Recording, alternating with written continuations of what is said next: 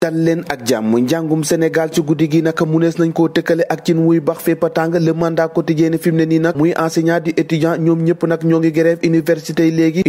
yi léegi moom ak teelu xare ñoo yem kepp takk der yi ak étudiants yi nag ñoo raw xaj ak muus lii quotidien yëf yi nag ca Bambey la soqee ko mu tàng fa jir yëf yi di roogalaat bu ci diwaanu Ndakaaru fa la ko yu Cheikh Anta Diop këfee dal faañee njàng ma bloqué avenue Cheikh Anta Diop yéenekaay bi na seenub njàppale la ñu doon fësal l'info quotidien ab lëkkaloo bu métti nag moo ngi nii waa Gaston Berger nag ñoo ngay dànkaafu ngir gën a diisal xeex bi fii ak ba ñuy am la ñu bëgg rek ñu ne déeta waaye coordination des étudiants du Sine Saloum ne fi mu ne nii nag nguur gi na jël ay motuwaayam laataa ñuy wane ñoom itam seen upp karaw dënn Mayi Jaw nag mooy recteur bu université Alioune Diop bu Bambey ci l'info yéenekaay nag moo ngay jënd glace nag nee na noppi nañu rek ngir soobu ci lépp lu nga xamante ni mën naa indi jàmm ci université ba ci direct news nag ca la Ousmane Sonko ak Malick Gakou àddoo ci mbir mi nee nañ lii xew ci université yi ci jamono ji nag xalaatu ko dafa ñaaw ay étudiants yi ñuy dóor di gaañ di toroxal Ousmane Sonko ne dafa ñaaw loolu lañu bëgg rek mooy fi mu ne nit ñi nag lu dàkkal lépp ci nu mu gën a gaawee Malick Gakou ne la ñu yokk rek ci mburu bi loolu ab agression dëgg la tribune yéene kaay ne lii agression dëgg kaay leen ma wax leen ko 5150 milliards di budget Sénégal ci atum 2022 ci 5150 milliards jafe-jafe askan wi tribune yéene kaay xëy di lim jafe-jafe yooyee nee na askan wi yëpp naka ñoo ngi xaar milliards yu bari yooyu ndax dina feeñ ci seen jafe-jafe dund gi lépp a seer mu mel ni nag état bu Sénégal daa tële ci kanamu jafe-jafe yooyee yéene kaay bi ne wayu milliards yu bare yooyee naka jàkkaarloo ak ñaxtu askan wi